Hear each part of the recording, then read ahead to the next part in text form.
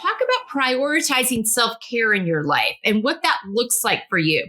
I'm sure this has to be a multi-layered journey because you have to make sure your health and well-being mentally, physically, emotionally, because the work you deal with can demand a lot emotionally of you because you're working with people and dynamics that just don't always understand the effect of their words and their actions when they're not mindful and thinking about other people's experiences. So talk to me about your self-care journey. That is such a great point. We hear all the time cliches like you have to put the mask on first before you put it on someone else, right? But that looks so different for so many people. Sometimes self-care is a 5-minute walk, a 1-minute breathing exercise. Yeah. I have an acronym that I follow religiously, and it's, MEDS. And recently I added needs to it. You'll understand why. So, M is for meditation, some sort of meditation for me, whether it's a mindful walk or journaling or listening to binaural beats, or just anything that helps me feel connected. And the E is for exercise. Movement is very, very important to me. And the further along I went in my career journey, the more I realized that had to be number one priority for me. Because to your point, our days can be filled with all these different complex issues. Yeah. But the way that I would come at those issues was highly related to the way I felt and how full my battery was. So exercise is very, very important, whether it's a walk, whether it's, I love running, whether it's running, or it's sometimes 5 minutes just dancing to my favorite song because it's the only time that I have. But as long as I'm moving my body, it's very important. And I recently added A because acceptance is so important. Oh, yeah. It's accepting where you are in the world and how important that is to your well-being. A lot of times, especially as we navigate career and life journeys and changes and family dynamics and conflict here and conflict there and everything in between, taking a moment to accept what is so liberating. It's so important to my overall well-being. Yeah. And D for diet. I am a big believer in eating food that loves me back. Yeah. I of course have my guilty pleasures. I don't think anybody loves chocolate or pistachios more than we. I could kind of go off on a bender with those things. But I'll make sure it's not everything, non-GMO and organic and blah, blah, blah. But making sure that 80%, 90% of the foods that I eat are foods that are actually going to fuel me and fuel my brain and fuel my body so that I can keep up with all the wonderful things that I'm doing as a rebel with a cause, right? Absolutely. That's very, very important. Yeah. And sleep. The older I get, the more I value sleep because the more it feeds my creativity. And my work is very, very creative.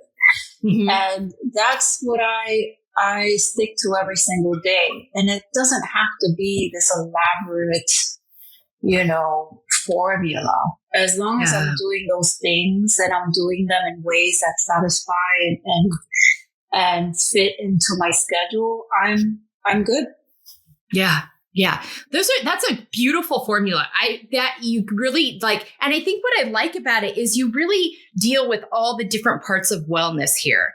The meditation and mindfulness, the moving of our bodies, the acceptance and what that does for us emotionally and mentally and spiritually when we can accept. And we talk about that a lot here on layers. I mean, one of the questions we'll get to later is accepting the layered aspects of ourselves and really being able to take that neutral stance, removing the judgment and being like, this is where we are. for a variety of reasons. Sometimes we love them, sometimes we don't. We learn from them. We show up in them the best we can. But that acceptance piece is huge. The diet, how we fuel our bodies. I think we think about self-care and we forget about, let's start with drinking our water and making sure that we are fueling ourselves in a way that's going to be helpful, that's going to give us the fuel we need in a way that our bodies can continue to be strong. And then sleep. And I'm in the menopause years of my life right now. In sleep, I have been a champion sleeper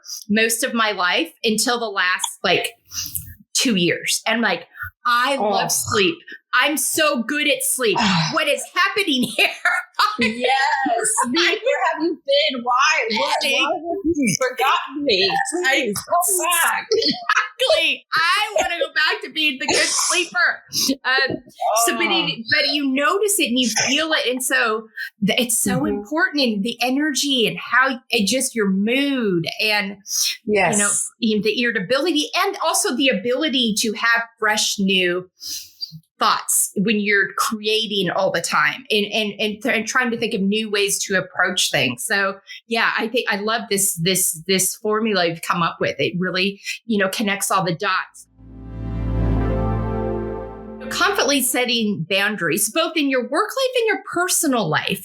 How does that work for you in deciding those places you're going to say yes to, give your time to?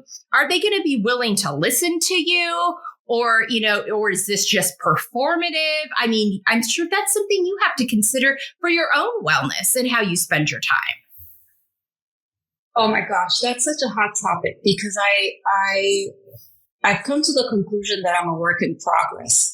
Yeah. I've learned to implement what I call bookends because I am so driven by what I do and I'm so passionate. I can literally go off and on and on and on and on and on to my detriment.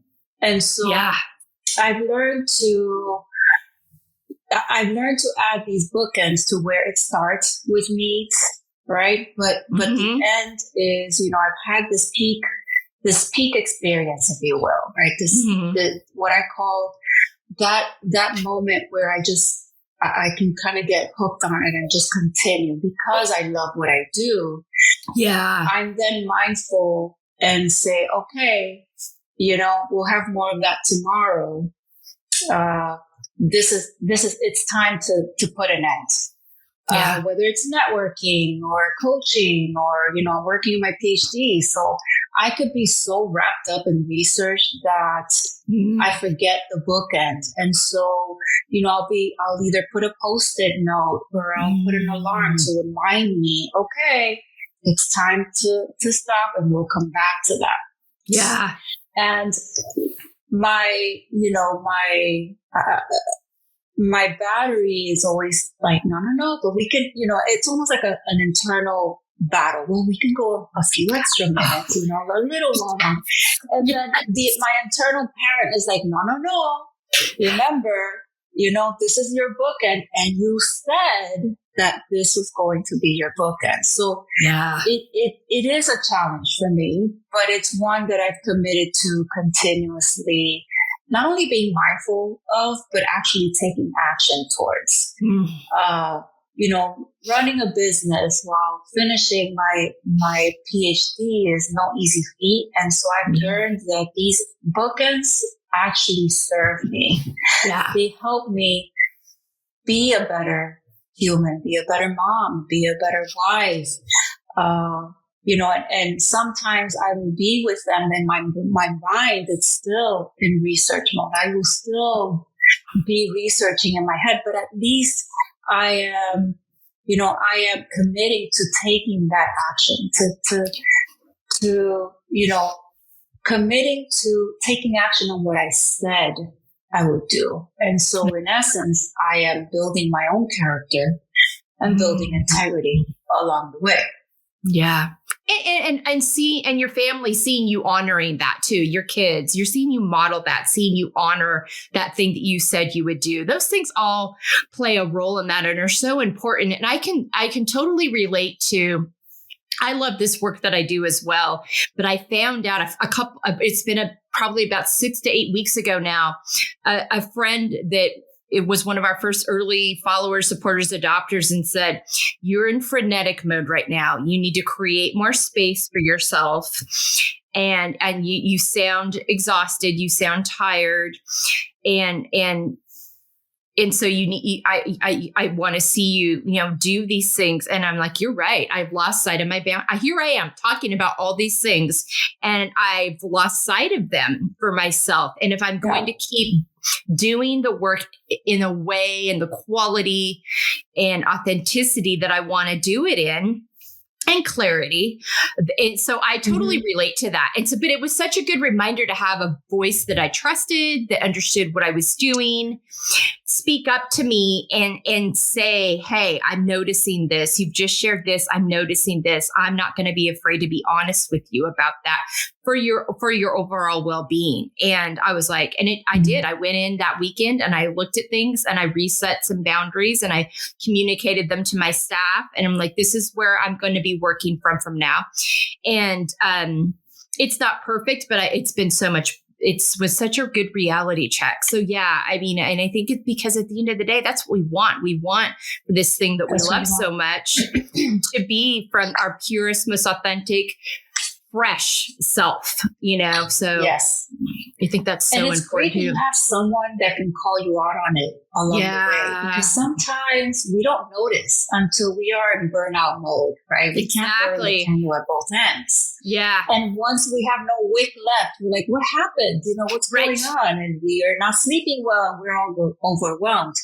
One thing I remember ending the year last year in a chronic burnout mode. I mean, I had all these accolades and achieved all these things, but I just felt like I was running on fumes. And I remember telling, my family and close friends that this year I was committing to just hell yes things. If it wasn't a hell yes, it was a hell no. Yeah. For me,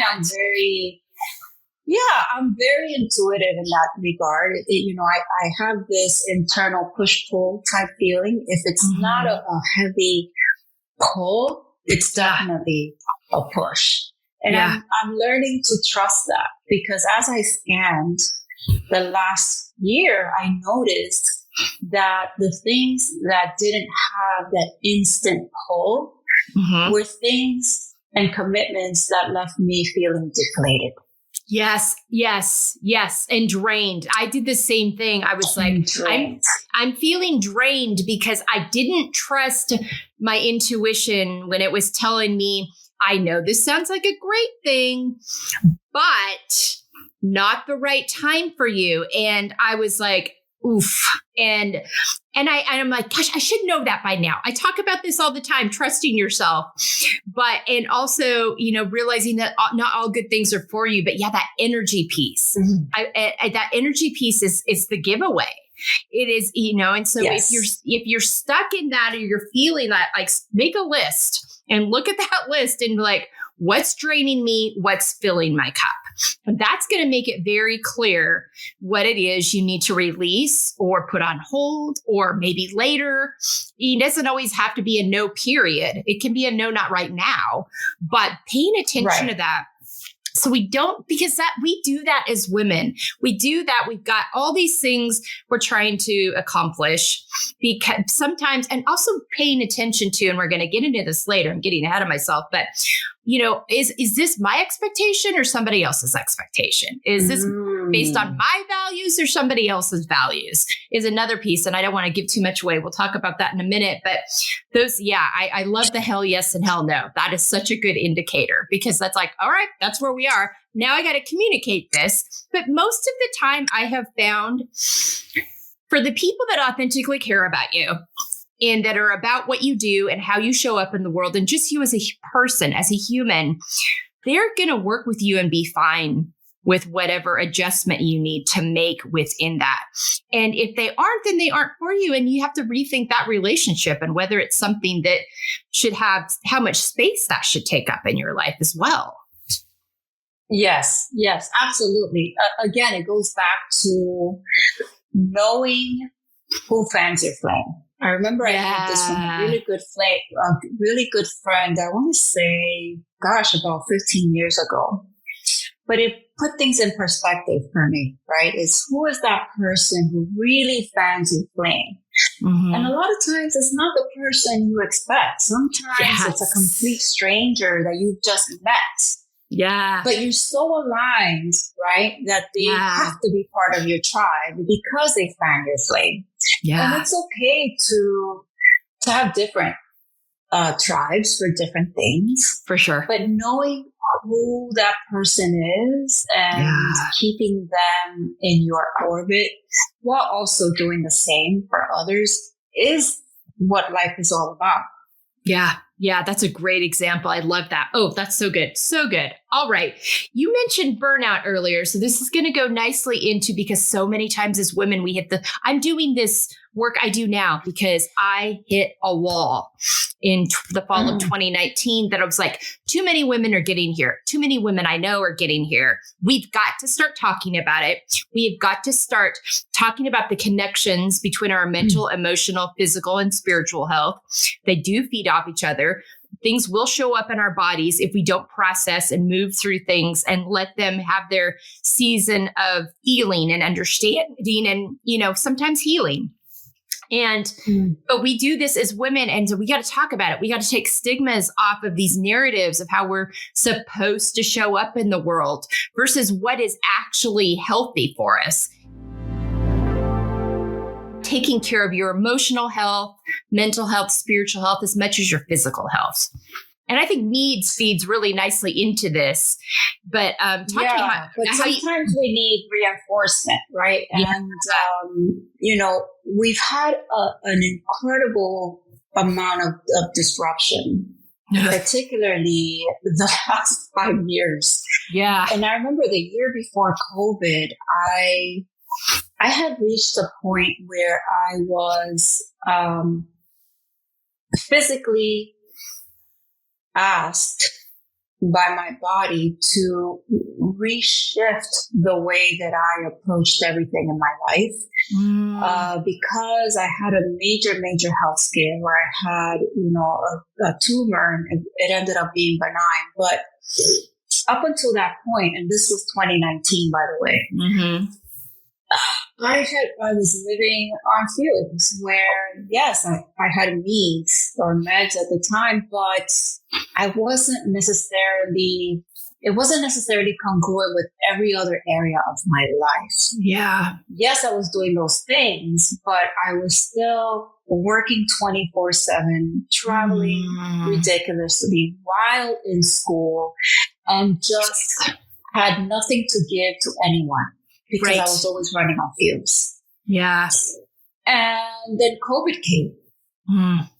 And in that first year, I was under the false impression that lifestyle was sustainable in the midst of a global disruption episode, right?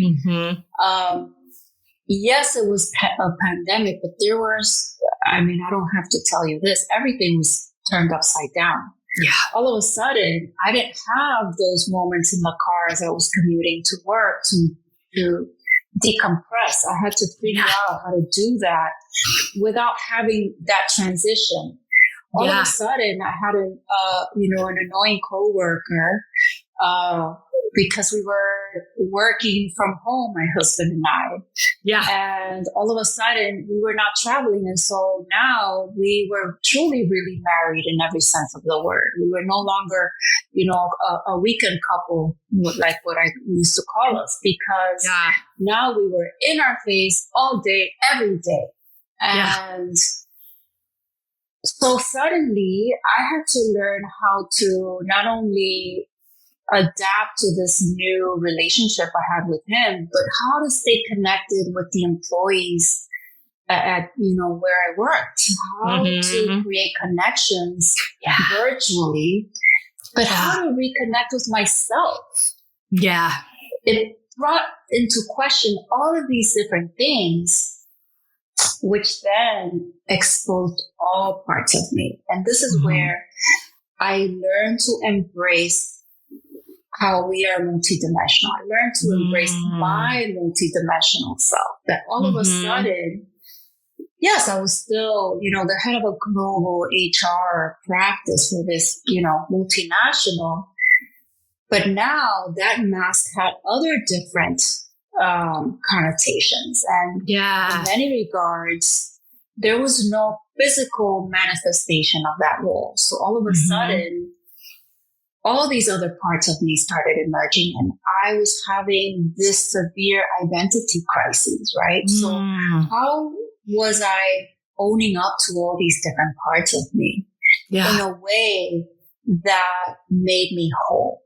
And I literally hit rock bottom because now I was being faced with swiping the slate clean. Understanding who really am I in the grand scheme of things. Now, yes, I am the head of HR, but is this really all of me? And what is my identity? Who am I? How does that identity show up at home or at work? And how these two have converged in reality, right? Now my home became my work, and my work became my home. And now there's a new layer of vulnerability that shows up at home and at work and both. What does that mean for me, the person, the human, my role? And, so all these different aspects of my identity started emerging, and it just exploded in my face. But swiping the slate clean forced me to look in the mirror, acknowledge all parts of me, and then reconcile with what that really looks like, and come down to one fundamental question. Are these dimensions inherent or inherited? Ooh, yeah. Ooh. So that's what this identity crisis really emerged as, is, do I really believe this, or did I learn it along the way? Was it imposed? Who imposed it? It doesn't really connect with me. So when I say you need reinforcement, is an understatement. I'm talking about therapy, the tribe, the journaling, the reading, the contemplating, the perspective taking, perspective seeking. And all of a sudden I'm having conversations about a topic that I realize not a lot of people want to talk about. Because it's misunderstood. Well, what do you mean you inherited? What does that mean? Well, was this passed along generation to generation? Or is this something that I believe in myself? How do I know? How do I know? And there lies the work. But that gave way to resilience, because all of a sudden I understood that all these different dimensions come together to coexist. They come together to coexist with others who are multidimensional. And that the priority that we give to each dimension shifts. Right?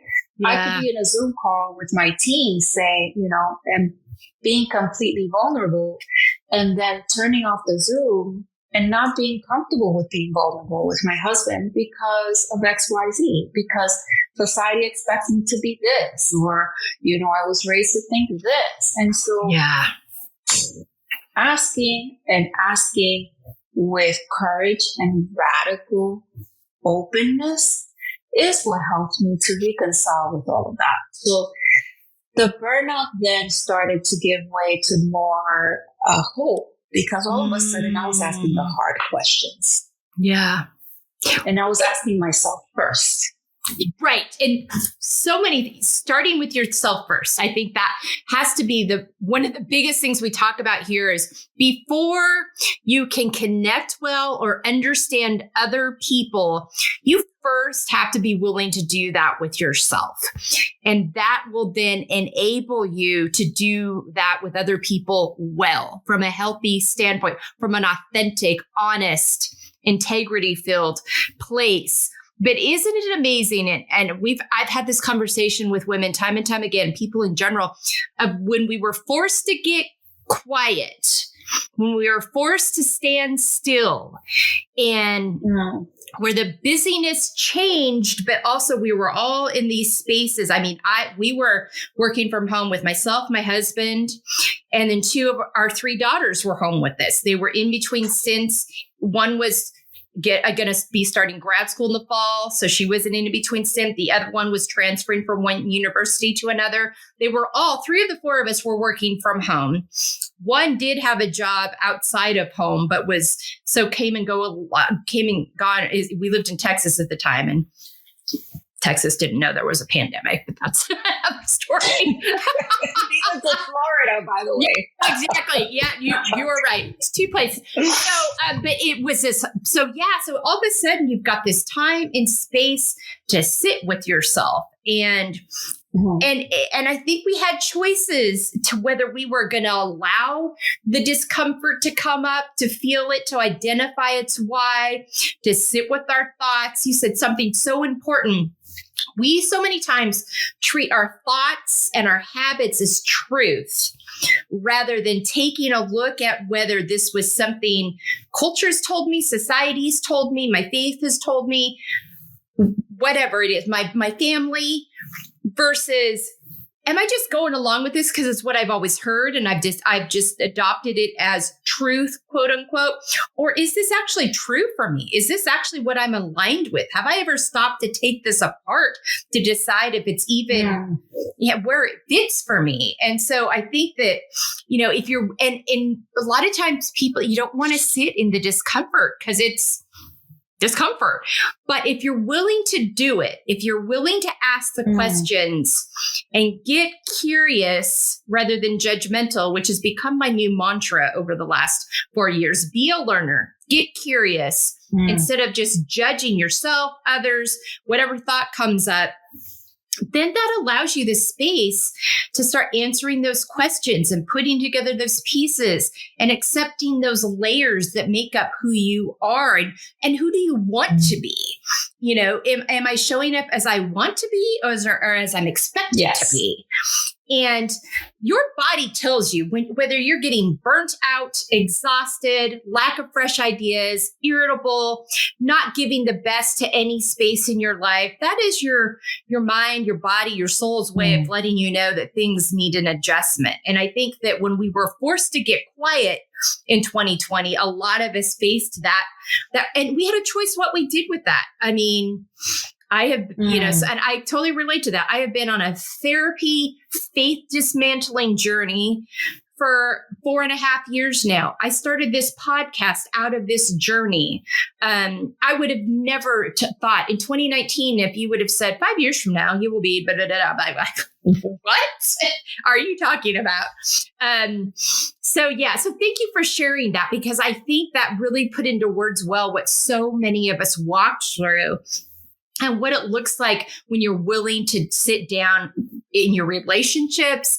None of us, I don't think, for the most part, we're used to being home with our partners as much as we were during that time.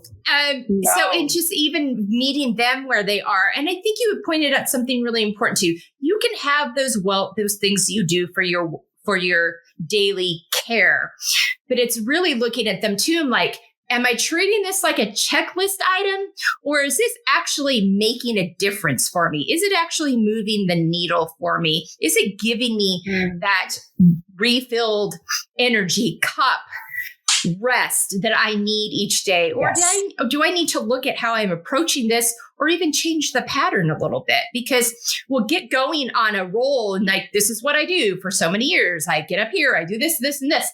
And along the way, it can sometimes just become part of the calendar that we go through the day. And so I always say to, if you're not feeling filled, stop and take a look at those things that are supposed to be doing that. And do those need to be shifted or just more intentional? You need to go into them intentionally rather than just, it's 9:00, it's time to do this. And, that balance there too. Yeah. Yeah. So thank you so much. Thank you so much for all of that. You're welcome. So good. Yeah. So good. I mean, I've learned that it starts with us, right? And I still am perplexed by how little we talk about what we actually truly need and what we actually truly not only need, but makes us the most uncomfortable talking about. Yeah. And as women, again, we are conditioned to think, well, there are certain things that are still taboo. Well, who else is going to break that cycle? Yeah. Yeah. And the stigmas that go with it. I mean, and the stigmas, you know, we're still talking about topics like, you know, the mom tax, the pink tax, of this tax, of that. Yeah. You know, if we don't at least start talking about it and then dismantling and demanding that is dismantled. Yeah. Who else is going to shift that? Right. Yeah. If we keep waiting for somebody else to do it, men to do it, whatever that, it's not going to happen. It's got to be us as a collective, which goes beautifully into how we can support ourselves and other women in living unapologetically. It's this here. It's having these conversations. It's the work you are doing for yourself and for women in the world. So talk to me about that unapologetic journey, because I am a fierce believer. And this is really, I've always believed it, but it's grown in me as I've done this work for approaching 3 years now, of the importance of us first getting healthy with ourselves and feeling comfortable showing up unapologetically, and then bringing other women with us, because that is the only way we change narratives and break down these walls and stigmas that exist. So talk to me about your evolution into what you're doing now and how you got here. First, doing the work, right? I had to go through that phase in order for me to emerge as my true self. Yeah. That gave way then into the courage to be unapologetically me. Because again, I had to figure out what was inherent versus what was inherited. Yeah. You know, I grew up a preacher's kid. And so this whole, notion of you have to be this, you have to think this, you have to look this, had to be completely dismantled. Yeah. And then I started using that courage to just go out there, not letting for the longest time, I let my busyness get in the way of building community. Yeah. Even though building community is what was actually what would feed my soul. That's what, that's really what lights my flame and keeps it burning. Mm-hmm. And so I became intentional about that and joined, forums, for example, HR Council, or Chief, the Organization for Executive Women. During that time, I joined the board at Girls Inc., where, we teach I love Girls Inc. Oh. So, we teach girls this. We educate them on leadership and development from a very young age, so that they don't have to learn this later on when they read it. Right. But understanding that it's okay to pivot, that what you see today has gone through many, many different iterations and pivots, right? They see us in this unattainable perspective, where that's not the case. We've gone through so many different iterations along the way, and they need to know that. I mentor, for example, and so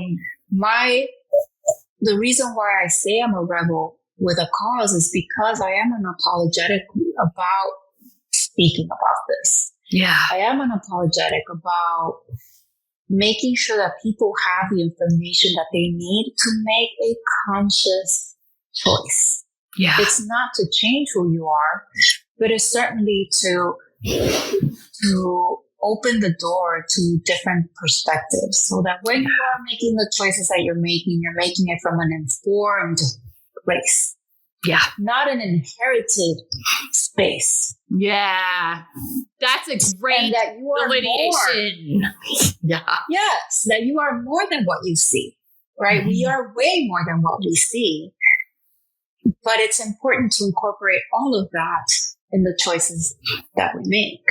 Yeah. That we have the power to choose the values that we live by, to choose the life that we want to live by, and that we have the power, regardless of our circumstance, to actually commit to those values that are true to us. It doesn't mean that we have to honor certain things any less. It just means that we are empowered by our ability to choose, so that when we choose from that aligned space, then we can really coexist authentically. Yeah. So my work is around that premise that we are all multidimensional, and we certainly have different cultural values. And yes, they shape the way we approach our life, we approach our family, we approach our work and our friendships and relationships. But the way that we show up has to be authentic to who we are at our core. Yeah. Yeah. And we will feel the angst in us if we're not able to do that. And I think it's trusting that angst and listening to it and have that choice piece. And I think that's where the accountability part comes in for us, is we can, even within the most chaotic circumstances where it feels really challenging and sometimes we lose our hope, within that there is choice in how you show up, in what your values are. And so recognizing that choice and utilizing that. I love that you brought that up. And the informed piece is so important, and making decisions from there, deciding who you are from there, deciding how you're going to show up in your spaces authentically, and supporting others authentically and honoring their authenticity. I mean, that all goes together. Coming back to your why and your values in everything you do. Talk to me about that for you. You know, that why is important to connect to, but it's also important to know when that why has shifted. Yes. And that it can shift. Your values, and that it can shift, and that's okay, right? Yeah. Our values are important, but we need to stay attuned so that we understand when we're in the wrong. I'm dating myself, but remember when we had radios and there were knobs?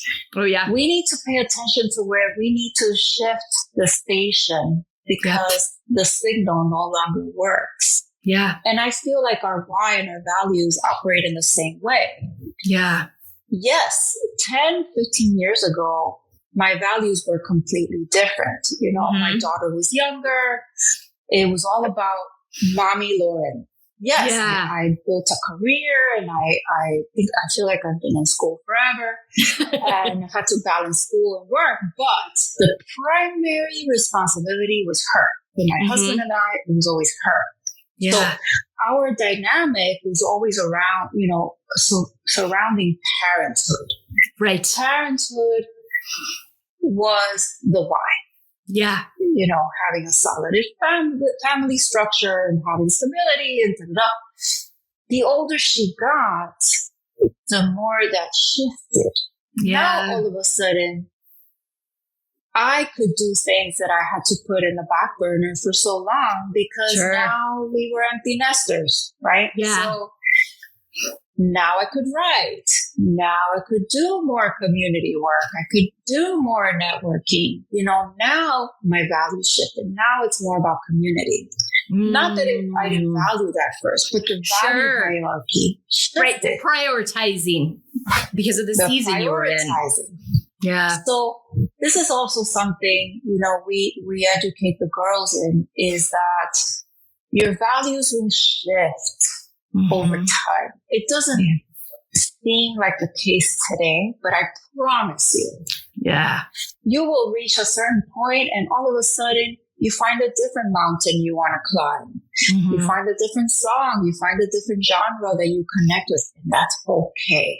Yeah. This is what we don't talk about enough. Right. It's that we have all these things that are imposed in us, but when we are aligned, we know when we need to pivot.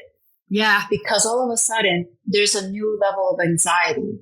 Yeah. All of a sudden, our structure, our role, our work, or what we're doing is no longer meeting our needs. That's a sign.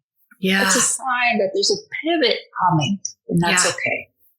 It's okay, and it's good, because I think that if we're not pivoting, if things aren't shifting, then we got to look at either are we ignoring it, or have we stopped learning? Have we stopped being curious? Because all these seasons have a purpose and a reason, and they serve them. But I'm completely in a different space in my belief systems, my faith spaces, my values, how I vote than I was 10 to 15 years ago. This is all based on what I have learned and who I have surrounded myself, the spaces I have went into, the questions I've been willing to ask myself, and my children growing up. My 3 daughters, they grew up. They're all in their 20s. One's almost 30 now. They don't need me the same way, and my husband the same way. And so things have shifted for it. So all these shifts happen in life, and instead of sometimes embracing the change because we are sometimes feared, or we just resist it, we end up stuck in spaces claiming these values and why they don't align with us anymore. And so, and in trusting that it's okay to move forward. It's okay to move differently. It's okay to question and address these things. So I'm so glad you talked, and we do need to talk about it more. Living out of your own expectations versus others. You and I talked a little bit before we got on here. As women, there's so many dynamics that affect us. There's our ethnicity, our culture, our faith space, our family dynamic, the communities we grow up in, our socioeconomic situation, layered on all of that of just trying to be a girl and a woman in the world. And then those different things that affect how we show up, the expectations that are imposed versus the expectations that we choose.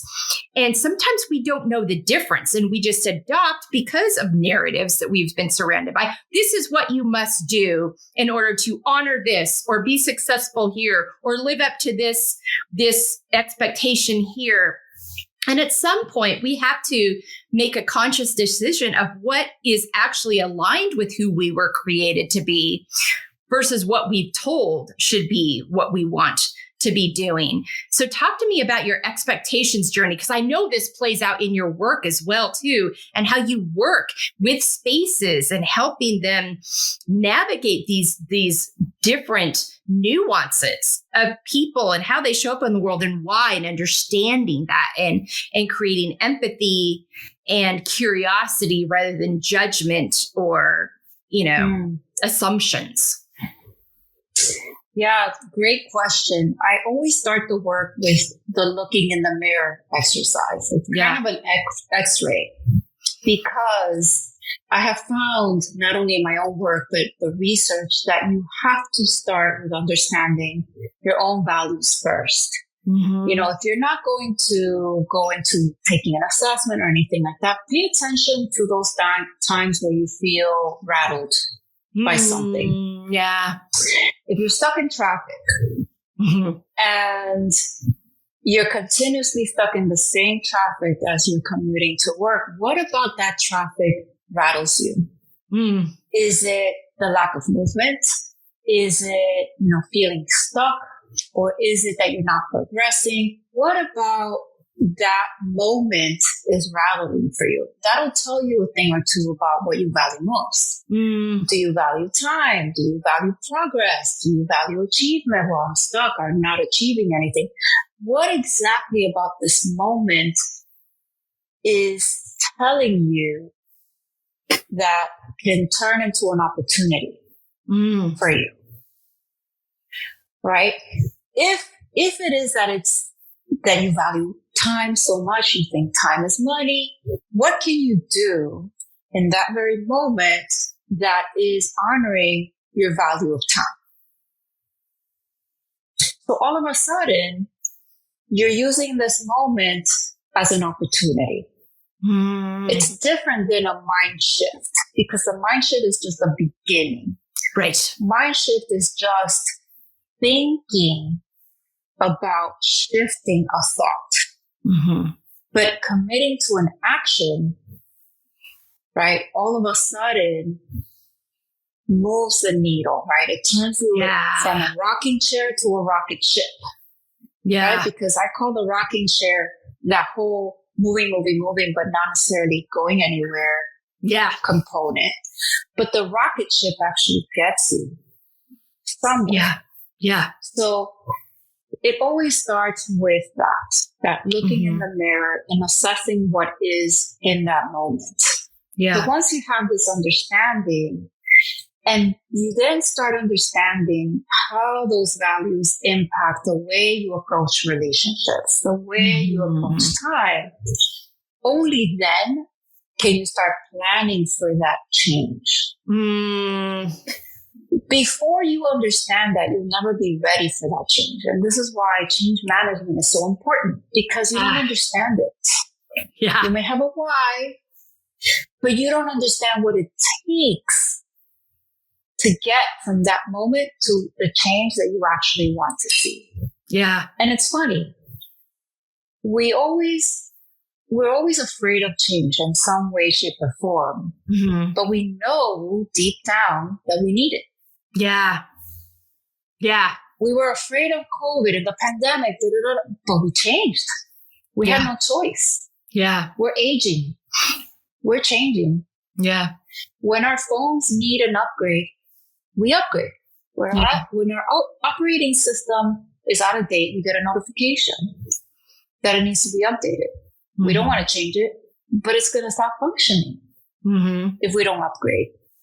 So the same goes with our lives. The same goes with our values. The same goes with the way we coexist with others. We need to understand ourselves first. Then plan for that shift and then take action. Yeah. If we don't take action, we're never going to get anywhere. Yeah. And I love that rocking chair analogy, because that is we just keep thinking, planning, thinking, but we're not going anywhere with it. And it's like, and sometimes with change, taking that first move, you just got to accept it might be messy.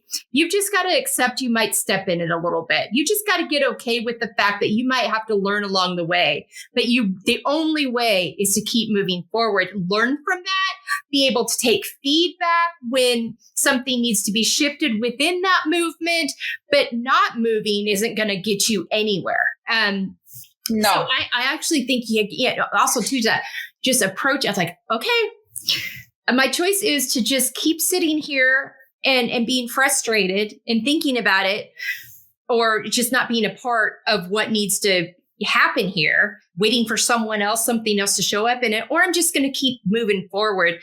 And along the way, being humble, being honest, and like, listen, we're going to go in this direction, and it might get bumpy at times, but we are not going to let that stop us from becoming what it is we know we can be. No, it's so accurate what you're saying, right? Accepting is fantastic, but it's only part of the equation. Yeah. Change is inevitable. Yeah. This is why we have a birthday every year. This is why we learn to walk. This is why we crawl before we learn to walk. We babble before we learn to talk. So change is the only constant, but we have to do the work. Yeah. Yeah. Yeah, it won't happen just by talking about it and putting plans in place. You got to move with it. No. Absolutely. Yeah. So good. No. All right.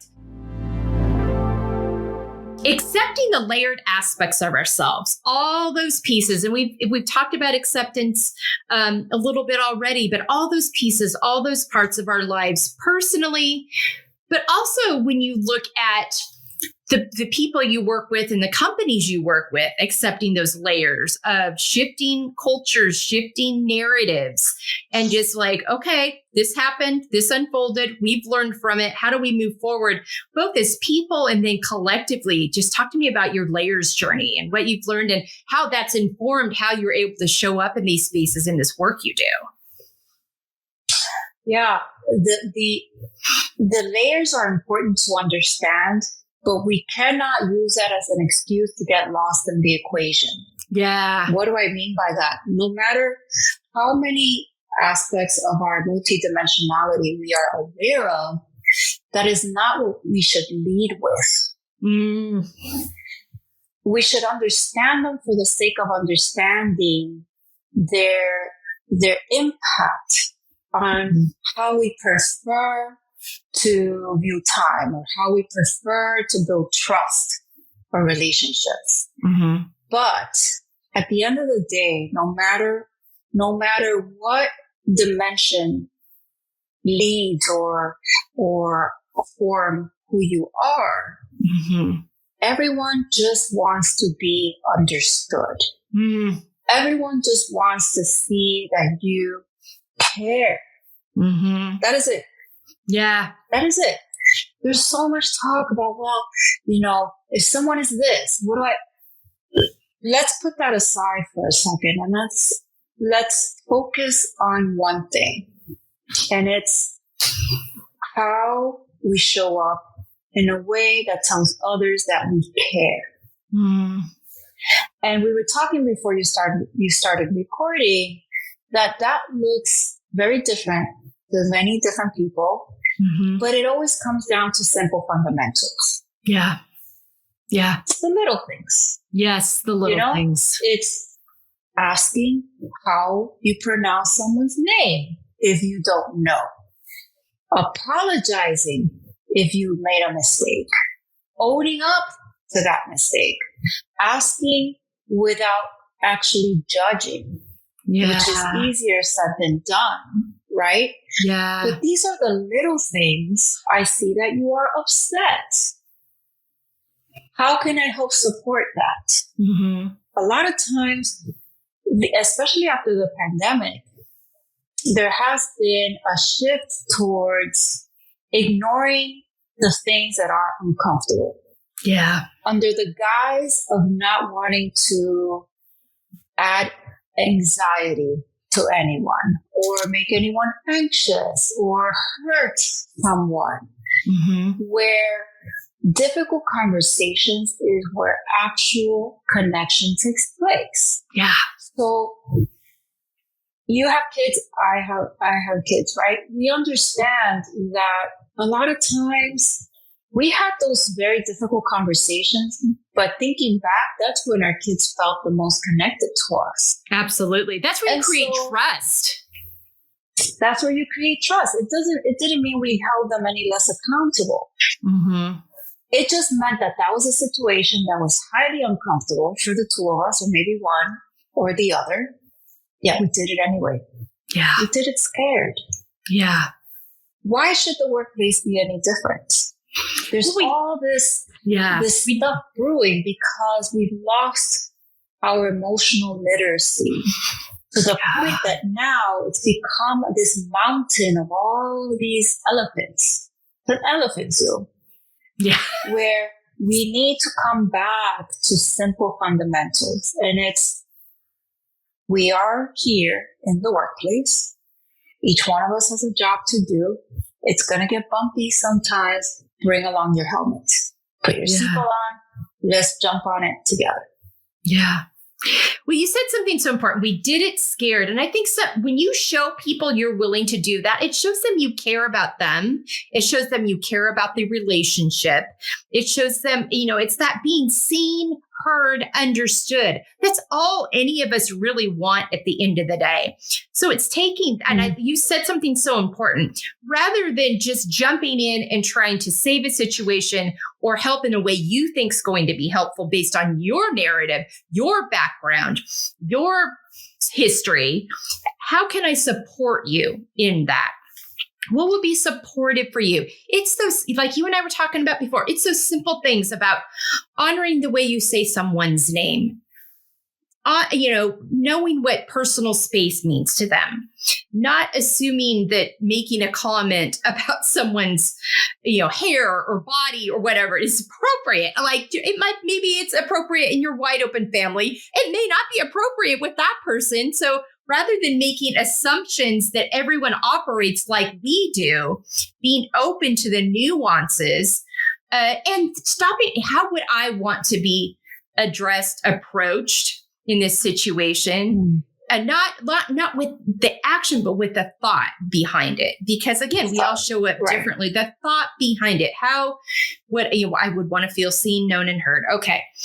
And so show that, how can I help support you in this? Opens the door and is a question that invites an actual answer, not just a yes or no.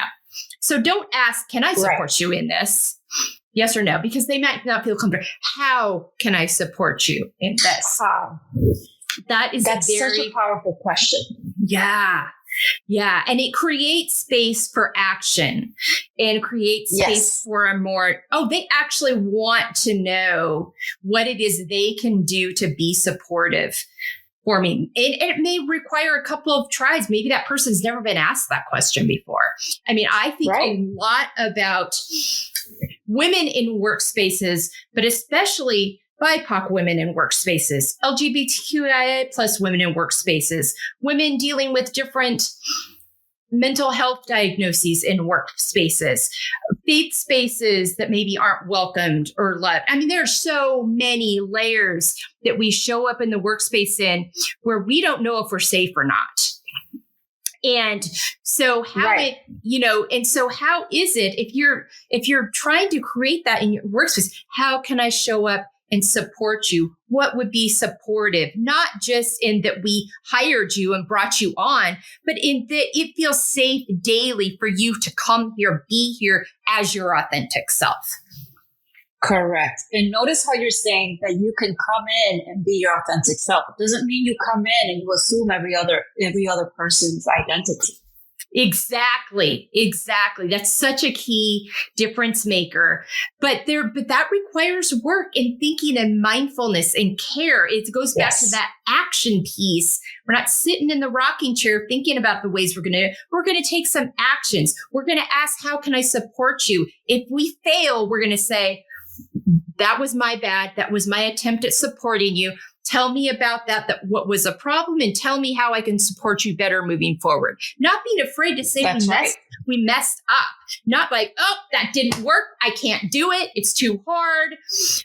Not throwing up your hands, being truly showing a commitment to this, because I can tell you right now, and you've probably seen this too, with your own child, but they're adults now, but my daughters are not just looking for workspaces that pay good money and have good benefits. They're looking for workspaces where they're valued, they're seen, they're heard, how it affects their mental health and the way their quality of life.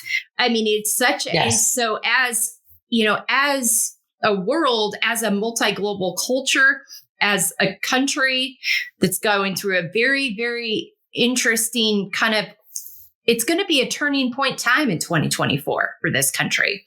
And so, but being mindful as a corporation and its culture, these young adults are asking more questions of their spaces than just good pay. Do not throw in the "you should feel lucky to be here" garbage. They aren't buying it.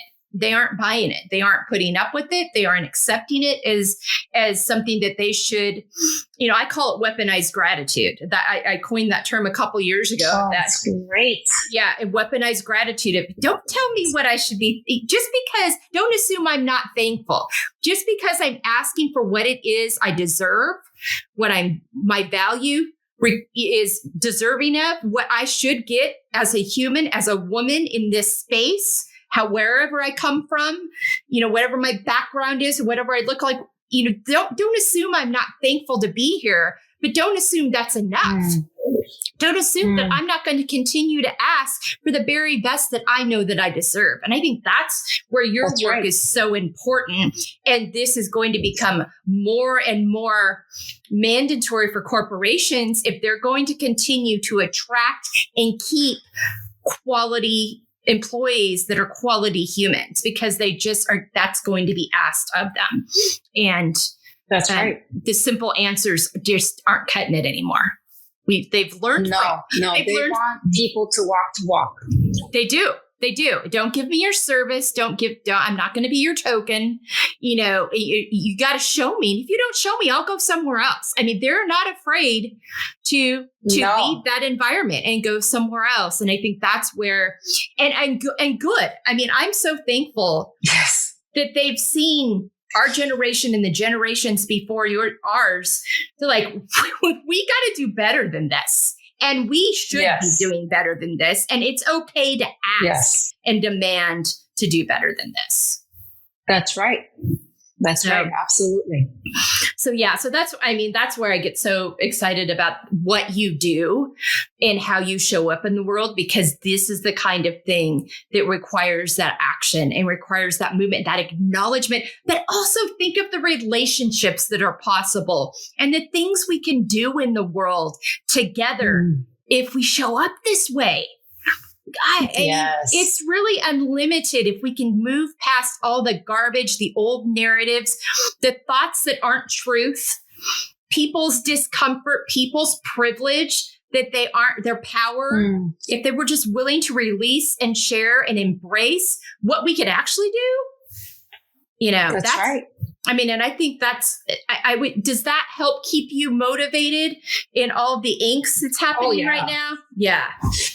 Oh, yeah, absolutely. Because it is, it's helping people become contributing members of society. It's helping people become global citizens, which is what we need right now. Yeah, absolutely. Absolutely. We won't shift without it. We won't, not in a meaningful way. Not in a meaningful way. No.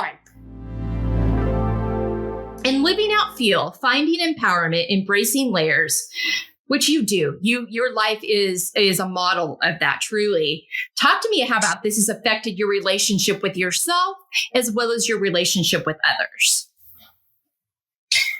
It has helped me be a much better human.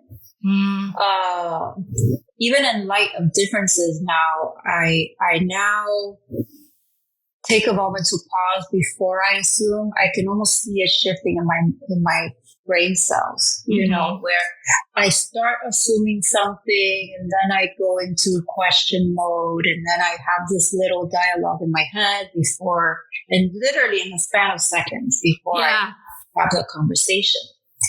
And it's helped me be a better mom, a better wife, better daughter, sister. And in my relationships have become much more powerful for it, because now I can coexist with someone else's differences. I don't have to adopt them to adapt, but I know that. Yeah. And it's because of this work. Right now, I can appreciate those differences because I am so much more aware of my own values and how they show up. So whenever I notice a difference, then all of a sudden I can understand it in the moment, and summon the courage to ask questions to understand it if I need to. Yeah. Yeah. So good. So good. That understanding piece. And I love what you talked about, how in a matter of seconds, that's what I have moved to. I used to not be that way. I'm very I can be very emotionally reactive, responsive, especially when something fires me up. And in my 50s, I'm finally learning to where's that coming from? Is that coming from a space of judgment, and how do I move to curiosity and without just firing off something? And also when I do not respond, coming back and say, you know what? Didn't want to show up that way. I'm curious about this. I apologize for that. say more about this. I think that is, it has to be part of it too, as you're learning, as we continue to evolve and learn in these spaces. Because especially when we're passionate about the things we care about and when we believe so wholeheartedly in them and know the difference it can make if people can understand it as well. But I think that's just such a key point in that, recognizing that ability to be like, okay, now we're going to get here. This feels like a way that's a good place to make a connect point in a way that we can actually move the needle, have a good conversation, help them feel seen and heard. We feel seen and heard. So all of those things that matter in that. Yeah. And it takes humility, right? To know that your way is not the only way. Yeah. And you don't have to share someone's belief, but you certainly have to respect them. Absolutely. Absolutely. I loved what you said. You said something so important and I think that some people have lost sight of this in the world right now. You don't have to adopt something, but you do need to respect it. Do you want yours to be respected? Do you want your choices, your values, your reason for that empowers you to be respected? Then you need to give that to someone else too. And that doesn't make you less powerful, less important. It just makes you a human. It makes you a human. And that's a good thing. And it's all of our different nuances and backgrounds and experiences that add flavor and bring all the different things in the world that we need, that we need in the world to be authentic and true and our most honest, selves with the greatest potential. I mean, that is really the key. And it's really just embracing that and understanding that. We're going to go through our rapid fire, and then I'm going to give you a chance to share about all the ways people can follow you, read you, all those different things in a minute here, because I think I want them to have that. And also that will all be on our resources page at embracinglayers.com. So don't worry if you're driving down the road, in the carpool, whatever. You don't need to have a pen. It's going to be there for you. But I also want to give Loren a chance to share. But before we do that, name 5 activities that nourish you. Ooh. Time with family, running, boxing, spending time at the beach.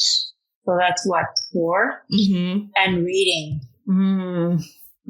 Good stuff. I love the boxing piece. I made that a part of my workout last year, and just what it releases within you. Oh, wow. Oh my gosh. It's so powerful, isn't it? It really is. It really is. It's so incredible. I'll never be one to get in the ring, but man, it lets some angst out. Let me tell you.